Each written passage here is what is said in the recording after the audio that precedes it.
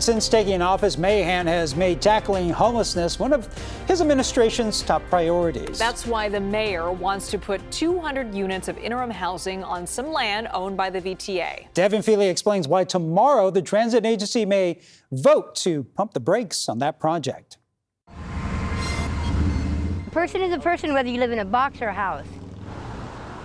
Until just a few weeks ago, Lynn Shipman lived here in this row of ramshackle RVs and rundown cars in North San Jose. It's home for people without a home. It's hard living outside. It's hard to go dig a hole when you need to go to the bathroom. It's hard to get food.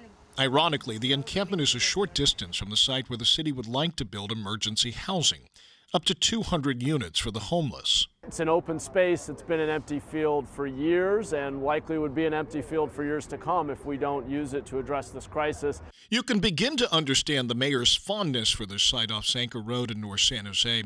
The VTA's maintenance yard takes up just a fraction of the property, and there are few neighbors nearby to object. But last month, it was VTA itself that was balking at the idea. A staff report described the site as, quote, inappropriate for use, citing safety and security concerns from employees who had experienced major workplace trauma, the 2021 mass shooting at its light rail yard. Mayor Mahan was undeterred. And I believe we have to treat homelessness like a crisis, not just rhetorically, but in action. We need to scale up basic dignified shelter, and when it's provided, we need to require that people come indoors. At present, the mayor says there are thousands more people in need than beds and shelter and services to help them. People like Ed Cabanayan, who's been homeless for the better part of 2 decades.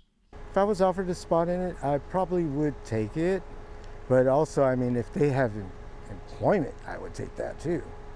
The VTA board is expected to decide this week if it's going to allow San Jose to build emergency shelter at the Sanker site or identify other locations they think are better suited to the project.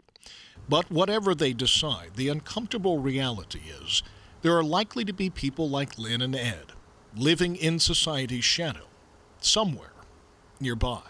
People know that homeless people exist. They just don't have to look at us.